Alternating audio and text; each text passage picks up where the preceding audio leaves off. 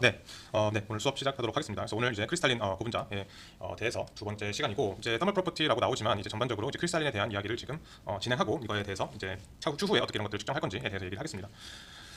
그래서 우리가 흔히 말하는 그 크리스탈이라고 했을 때, 우리가 옛날에 제가 그냥 대충 그렸을 때는 막 아모포스한 고분자가 이렇게 있고, 뭐 이런 식으로 있고, 이런 식으로 뭐 이렇게 있다고 제가 얘기를 했었었고, 여기가 이제 이런 식의 크리스탈이었고, 그다음에 여기가 뭐 아모포스다 이런 식으로 얘기했었었는데, 실제로 우리가 이제 싱글 크리스탈이라고 해서 솔루션 그로운 폴리에틸렌 싱글 크리스탈이라고 해서 이 위에 사진을 보시면은 이게 실제로 굉장히 얇은 그 방막인데, 이 크리스탈이 형성이 된 거고, 싱글 크리스탈이라고 하는 게 정확히 말하면은 정말 이 결정 하나, 지금 이 전체 고분자에서 얘 하나만 떨어뜨려서 본 거를 생각을 하면 될 것 같습니다. 그래서 실제로 봤을 때 이렇게 체인들이 이렇게 접혀서 제가 이렇게 옛날에는 이런 식으로 그냥 그렸지만, 실제로 이렇게 여러 가지 체인들이 딱 균일한 사이즈를 가져서 되게 그 패킹이 잘 되어 있는 상태라고 우리가 생각을 하시면 될 것 같습니다.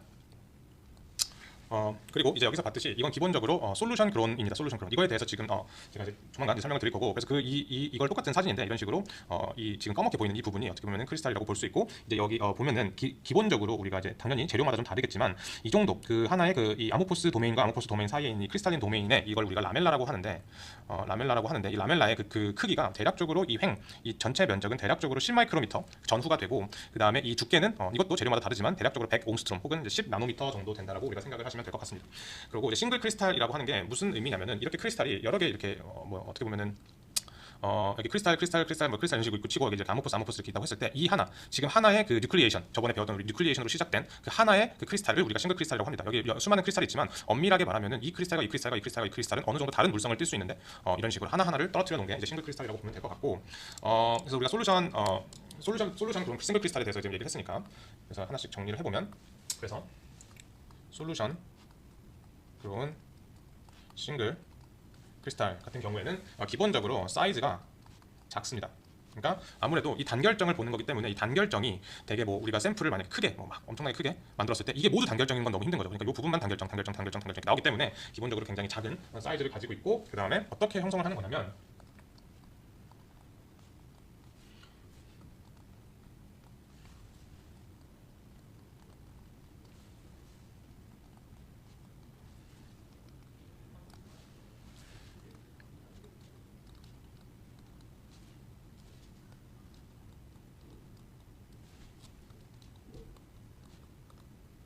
어떻게 형성이 되는 거냐면, 굉장히 옅은 농도의 뜨거운 솔루션으로부터 쿨링을 해서 이렇게 프리시피테이션이 침전이 되는 건데, 이게 점점 온도를 낮추다 보면 솔루션에 녹아있던 고분자들이 결정을 형성하게 되면서 이렇게 떨어지게 나오는 침전이 되는 거죠. 그러니까 솔루션에서 그 용질만 녹지 못한 채 솔루션에서 탁 떨어져 나오는 것을 이런 식으로 만들고, 혹은 그 뜨거운 솔루션이라든지 혹은 고분자가 녹아있는 그 상태에서 논솔벤트라고 나와 있지만 결과적으로 그 고분자를 녹이지 않는, 그 고분자를 좋아하지 않는 어떠한 불순물을 넣어줬을 때, 얘가 이제 어떻게 보면 옛날에 얘기했던 그 뉴클리에이션이 불순물에 의해서 이니시에이션이 될 수 있다고 했었죠. 그래서 이 불순물에 의해서 이제 이제 시작이 된다라고 우리가 생각을 할 수 있을 것 같습니다.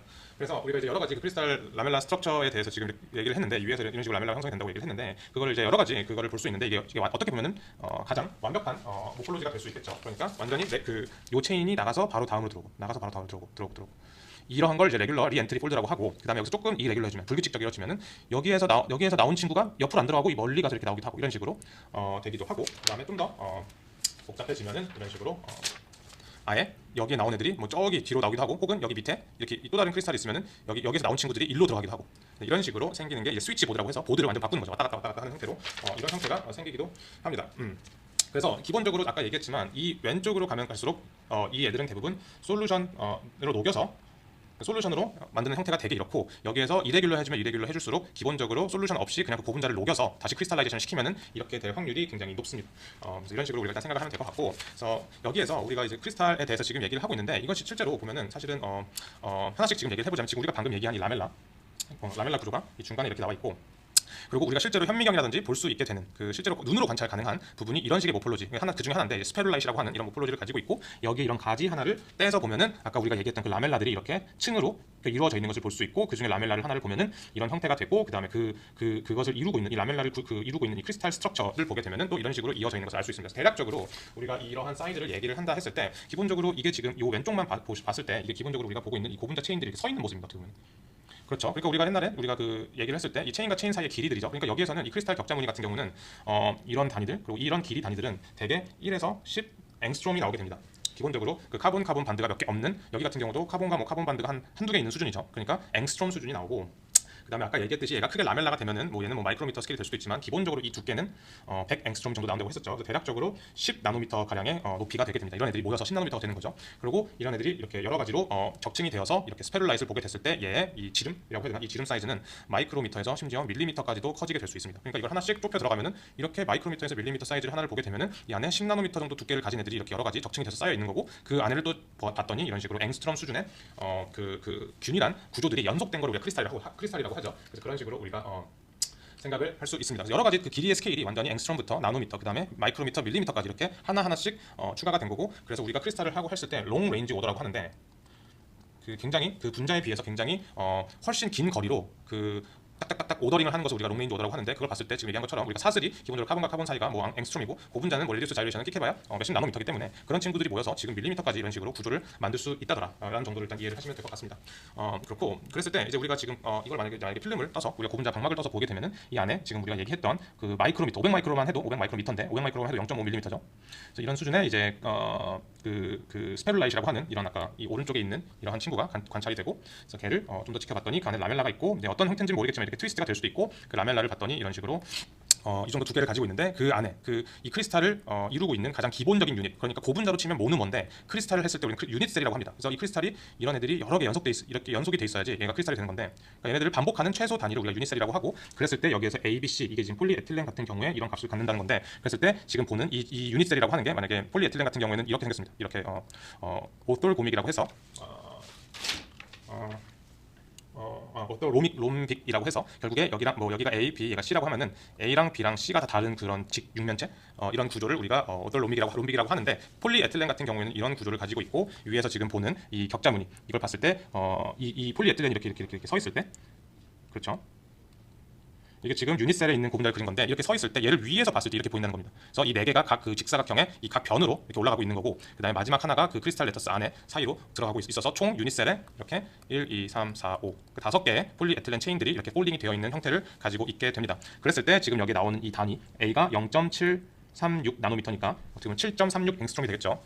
얘가 7.36 앵스트롬이 될 거고, 이제 B와 같은 경우가 4.92 앵스트롬이고, 그리고 얘를 이제 높이로 봤을 때는 2.54 앵스트롬. 그러니까 여기가 A가 B랑 이런 느낌이고 C가 이런 정도의 길이를 가지고 있는 유닛셀로 이루어져 있고, 지금 보는 것처럼 폴리에틸렌 같은 경우에는 구조가 CH2, CH2 의 연속이죠. 그러니까 그냥 이런 식으로 위로 길게 뻗어 있는 이 지그재그 형태의 크리스탈을 가지고 있게 됩니다.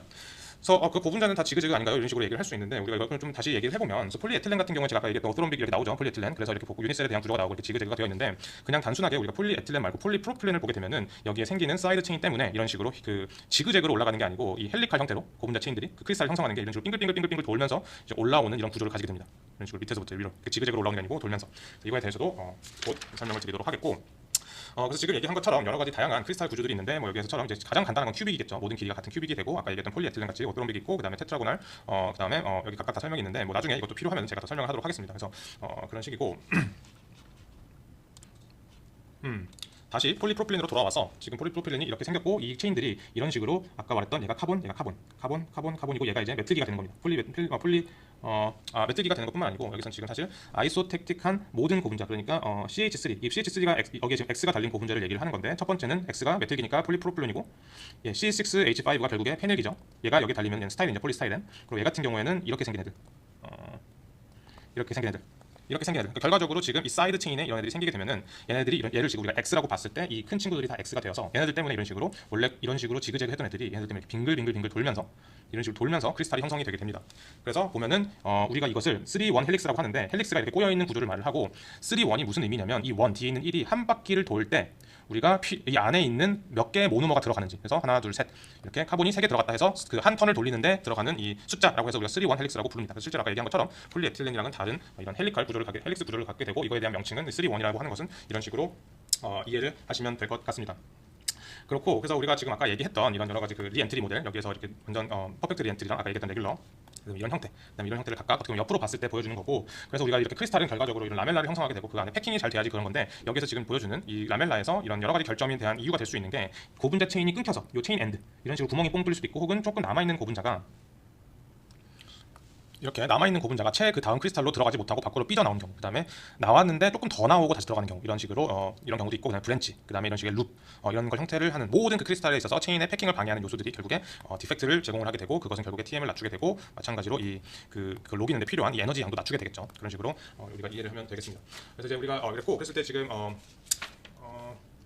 우선적으로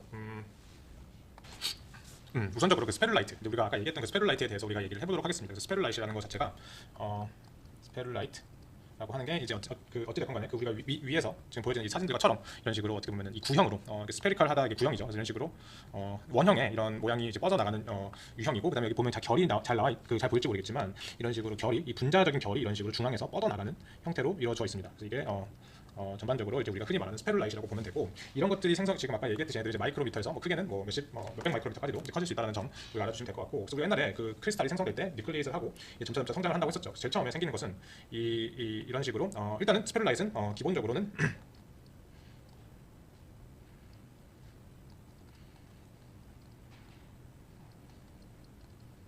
대부분 고분자 자체를 녹여있는 멜트나 굉장히 농도 높은 용액에서부터 성장시키게 됩니다. 스페룰라이트. 그래서 기본적으로 제일 처음에는 이제 뉴클리에이션 라고 해서 처음에 약간 이런 식으로 조금씩 뭔가 생기는 듯 하다가 이제 그 성장 단계, 이제 그로우가 되면서 얘네들이 이렇게 점점 커지게 되는 거죠. 그러면서 뭐 이렇게 두 개가 만난 경우는 이런 식으로 찌부가 되기도 되고, 그런 식으로 만약에 계속 성장한다면 어디까지도 자랄 수 있는, 이런 식으로 전체 화면에 이런 식으로 이런 식으로까지도 자랄 수 있습니다. 자기들끼리 구형으로 자라다가 이렇게 그 경계선이 서로 만나면서 이렇게 뻗어나가는 형태가 되고, 이런 형태를 우리가 임핀지먼트라고 합니다. 이렇게 모두 이렇게 성장하는 모습이고, 그래서 이것에 대해서 우리가 이제 이런 스페룰라이트를 여기 있는 이 하나씩 보면은 이런 식으로 우리가 크로스 폴라라이즈드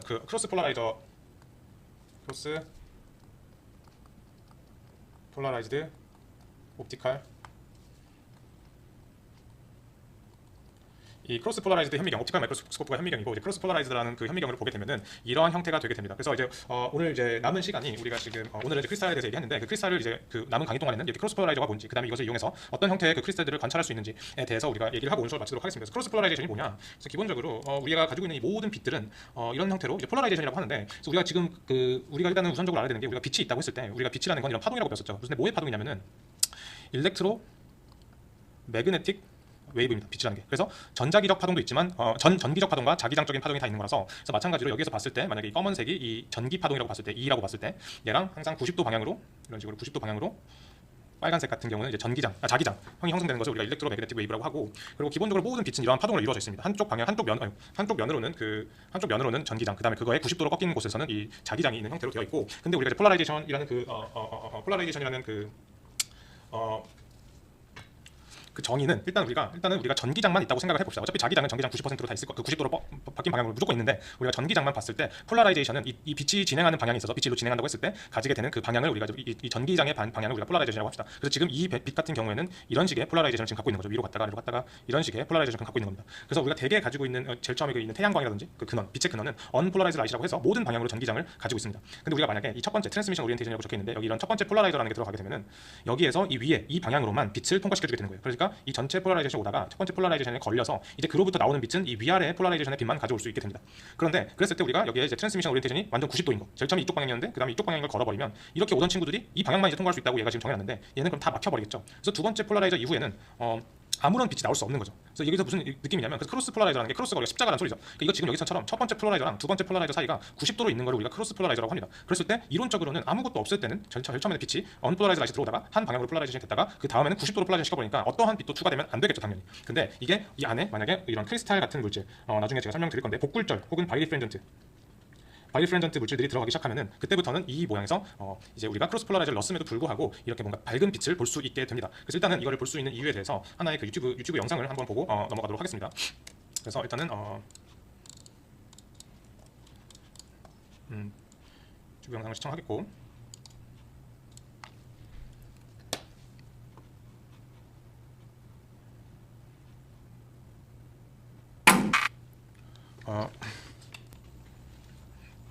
소리를 끄고 이제 제가 이제 설명을 드리면서 일단 한번 보시고 제가 그 다음에 설명을 한번 더 드리겠습니다.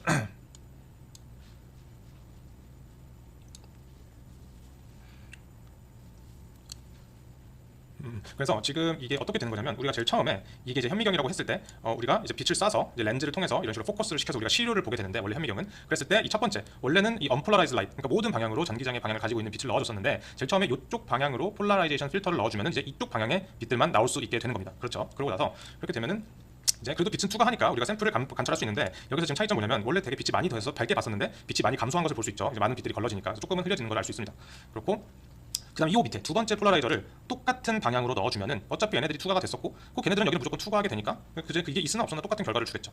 근데 이 두 번째 폴라라이저를 만약에 90도로 꺾어버리면 이렇게 얘기 왔듯이 이렇게 내려오다가 그 밑에서는 이렇게 반대로 90도로 되어 있으니까 이렇게 오던 빛들이 이제 여기서 모두 다 걸려서 이 우리가 관찰하고 있었던 시료에 빛이 도달하지 못하니까 아무것도 보이지 않게 되겠죠.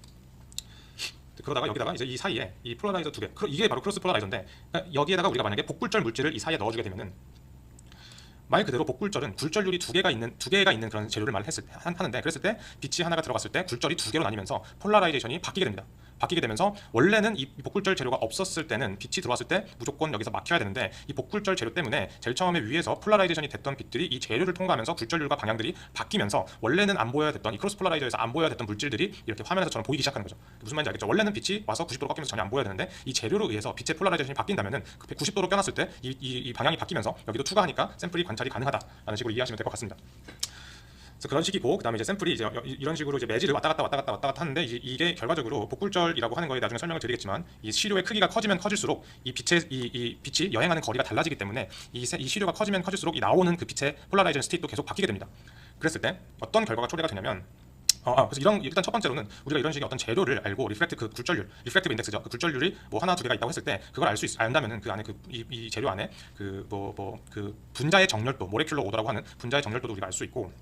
그다음에 또 아까 얘기했듯이 샘플이 커지게 되면은 이 빛이 여행하는 거리가 길어지기 때문에 이렇게 색깔이 바뀌는 현상까지도 새로운 간섭 현상을 만들면서 나올 때 우리가 관찰하는 색깔이 달라지는 것도 볼 수 있게 됩니다. 그래서 이게 우리가 나중에 보게 되는 여러 가지 샘플이 있을 텐데 보게 되는 그 크로스 폴라라이제이션으로 봤을 때 샘플을 봤을 때 알록달록한 색깔이 간혹 나올 때가 있는데 그게 이제 샘플의 두께가 달라서 그렇게 알록달록한 색깔이 나올 수 있다더라라고 바라보면 되고 그래서 우리가 다시 우리가 뒤로 가서 설명을 했을 때 원래 아모포스한 무정형의 재료에서는 현미경을 통해서 보면은 이 크로스 폴라라이저를 넣고 보게 되면은 아무런 것도 관찰하지 말아서 관찰할 수 없게 되는데 우리가 이 안에가 크리스탈 재료가 들어가게 되면 결정 재료가 들어가게 되면은 우리가 꺼멓지 않은 뭔가 특별한 무언가를 이제 보게 된다는 소리입니다. 그렇다는 말인즉슨 이 크리스탈이라고 하는 것은 우리가 흔히 말하는 결정은 복굴절이다라고 생각할 수 있겠죠. 그렇죠? 그래서 이제 굴절률에 대해서 그 복굴절에 대해서 설명을 해보겠습니다. 그래서 일단은 첫 번째로 복굴절 바이리프렌던스. 그래서 바이리프렌던스. 그리고 한국말로 얘기했듯이 복굴절이고 그다음에 그래서 말 그대로 더블 리프렉션입니다. 그리고 우리가 말하고 있는 리프렉티브 인덱스가 두 개가 있다는 소리죠. 그러니까 N1과 N2가 존재한다는 소리입니다. 그래서 우리가 일단 굴절률에 대해서 얘기를 했으니까 몇 가지를 우리가 다시 얘기를 해봐야 됩니다. 굴절률이라고 하는 리프렉티브 인덱스는 이게 스피드 오브 라이트였고 그리고 이게 그 진공에서 빛의 속도와 그다음에 그 새로운 그 매질 그 매트릭스에서의 그 속도를 비교한 게 이제 리프렉티브 인덱스가 되니까 리프렉티브 인덱스가 높으면 높을수록 얘는 낮아지게 되겠죠. 그래서 이 매질에서 빛이 더 천천히 움직일수록 거기에서는 리프렉티브 인덱스가 높다라고 일단 하는 걸 우리가 저번에 배웠습니다. 두 번째는 뭘 또 우리가 알아야 되냐면 이 두 개의 계면이 있다고 했을 때 이 위에는 N1이라는 리프렉티브 인덱스를 갖고 있고 N2를 가지고 있을 때 이 빛이 이런 식으로 만약에 들어온다. 이 축 기준으로 이 세타 1 기준으로 들어온다. 그랬을 때 굴절이 되겠죠. 이런 식으로. 그랬을 때 세타 2만큼 굴절이 되고 이 굴절되는 양은 이제 N1 곱하기 사인 세타 1은 N2 곱하기 사인 세타 2로 연결이 되어 있습니다. 그래서 이 N1과 N2 사이의 그 관계식은 그 각각의 축 기점으로 이 각도에 의해서 정해지고 N1이 크면은 뭐 이렇게 더 각도가 벌어질 수도 있고 뭐 이런 식이 되겠죠. 그래서 일단 이 두 개는 우리가 알아둬야 되는 부분이고 그랬을 때 우리가 만약에 하나의 재료가 있다. 하나의 재료가 있고 얘는 우리가 말하는 넌 바이리프렌트다. 그러니까 복굴절 물질이 아닌 거죠. 그래서 대개 고분자에서는 아모포스한 고체가 이런 성질을 갖게 됩니다. 그랬을 때 우리가 빛을 쏴주게 되면은 만약에 빛을 이쪽으로 넣어줬다. 그러면은 빛이 만약에 여기 밖에는 공기고 이게 우리가 재료를 통해서 빛을 쏴주게 되면은 여기서 새로운 매질이니까 각도를 한번 틀게 될 거고 그러고 나서 다시 나오면서 이렇게 각도를 틀게 되겠죠. 그래서 이게 결국엔 그 바이리프렌던트가 아닌 그냥 일반적으로 빛을 쏴줬을 때 이런 식으로 그 빛이 굴절이 되기는 하나 전혀 문제가 없는 이런 식으로 굴절 두 번 되는 형태로 빛이 나오게 됩니다. 그런데 만약에 우리가 똑같은데 이제 여기다가 바이리프렌던트 복굴절 물질을 넣어줬는데 만약에 똑같은 각도로 넣어줬다고 칩시다. 그렇다면은 이번에는 이제 빛이 두 개로 다른 속도로 움직이게 되는 거예요. 하나는 이쪽, 하나는 이런 식으로. 그리고 각도를 좀 더 세워보면 똑같은 각도를 넣을지라도 만약에 이렇게 넣었는데 이 안에서 하나는 이런 식으로 그리고 하나는 뭐 여기서 좀 더 이런 식으로. 그래서 좀 더 이 박스를 재료가 약간 이런 느낌으로 있다고 했을 때, 그래서 그 다음에 이제 다시 검은색은 이런 식으로 가고, 그 다음에 파란색도 뭐 이런 식으로 한번 꺾이겠죠. 그렇게 되면 뭐냐면은 하나의 빛을 넣어줬는데 이 우리가 보게 되는 상은 두 개의 빛을 두 개의 다른 이미지를 보게 되는 거죠. 이 위에 이 파란색은 얘, 뭐 검은색은 얘. 그래서 이게 복굴절 물질입니다. 그래서 우리가 흔히 우리가 많이 봐왔던 그 재료 중에 하나가 지금 설명하는 게 이런 여러 가지 이제 금속들이 복굴절인데, 이런 형태의 물질에 이제 분명히 빛은 하나 쪽으로 들어가는데 지금 뒤에 있는 눈금이 두 개로 보이죠. 여기도 있고 여기도 있죠. 그게 지금 얘기한 것처럼 이 빛이 들어가면서 이 물질 안에서 이 빛이 두 개의 다른 속도를 가지게 되면서 상이 두 개가 보이는 겁니다. 그래서 이걸 우리가 이제 복굴절 물질이라고 합니다. 그럼 우리가 지금 여기 위에 있는 거 다시 한번 요 밑에 있는 애를 다시 한번 설명을 해보면은, 이 복굴절 물질은 우리가 만약에 다시 그렸을 때 빛이 이렇게 들어왔다가 이렇게 들어왔다가 하나는 뭐 이렇게 되고, 하나는 이렇게 되고, 그 다음에 또 다른 하나는 여기서 좀 더 밑으로 내려갔다가 또 뭐 이렇게 되고, 이런 식으로 생기는 이유가 만약에 이 물질을 구성하고 있는 재료가 어떠한 이런 크리스탈 유닛셀을 이런 형태로 가진다. 그랬을 때 우리가 만약에 이 파란색 빛은 이러한 폴라라이제이션을 들고 있고, 만약에 빨간색 빛은 이런 폴라라이제이션을 가지고 있다라고 했을 때 빛이 들어왔을 때 이 파란색 폴라라이제이션이 만약에 뭐 요 결에서 이쪽 방향이라고 생각을 해보고, 그 다음에 뭐 빨간색이 이쪽 방향이라고 생각을 해봅시다. 그랬을 때 우리가 아까 폴리에틸렌 얘기할 때 이 크리스탈 유닛셀 안에 폴리에틸렌이 이렇게 하나 여기 하나 중간에 하나 있죠. 그래서 이게 이 폴리에틸렌 같은 경우는 이런데, 그래서 여러 가지 크리스탈 재료마다 이 빛이 들어왔을 때 이 방향과 이 방향이 만나게 되는 물질의 그 원소 개수가 다르게 됩니다. 무슨 말인지 알겠죠? 그러니까 이쪽으로 빛이 들어오는 거랑 이쪽으로 빛이 들어오는 거랑 당연히 다를 거라는 얘기입니다. 얘네들이 만나게 되는 게. 그래서 그렇게 됐다는 말 자체가 이렇게 하나의 그 만약에 여기 같은 경우 만약에 N 블루가 있다고 치고, 이 리프렉티브 인덱스, 파란색의 리프렉티브 인덱스가 있고 빨간색의 레드가 있다고 쳤을 때, 이 N 레드가 만약에 N 블루보다 크게 되면은 아까 우리 그 정의에 의해서 N이 크다는 거는 어떻게 보면 상대적으로 속도가 낮다는 거랬죠. 그러니까 이 레드에서의 속도는, 이 빛의 속도가 블루에서의 이 빛의 속도보다 작게 된다는 소리입니다. 무슨 말인지 알겠죠? 그러니까 이게 속도가 다르니까, 이 리프렉티브 인덱스가 다르다는 말은 빛의 진행되는 속도가 다르니까 하나는 천천히 나오고 하나는 빨리 나오니까 이렇게 두 개 똑같은 시간을 줬음에도 불구하고 상이 두 개가 나올 수 있는 거죠. 그래서 이런 식으로 우리가 이렇게 크리스탈 구조 같이 있을 때 이 하나의 폴라라이제이션과 그 또 다른 폴라라이제이션이 겪게 되는 그 물질의 개수가 다르기 때문에 생기는 저번에 제가 그 TG 설명했을 때 얘기했던 것 같은데, 밀도에 따라서 리프렉티브 인덱스가 바뀔 수 있기 때문에, 그래서 이런 식으로 빛이 진행되는 속도가 달라지게 됩니다. 그래서 이런 식으로 우리가 일단 이해를 하면 될 것 같고, 그러면은 왜 이 리프렉티브 인덱스가 이런 식으로 됐을 때 우리가 크로스 폴라라이제이션을 봤을 때는 이게 보이는지를 우리가 다시 설명을 해보면은, 우리가 지금 다시 하나의 그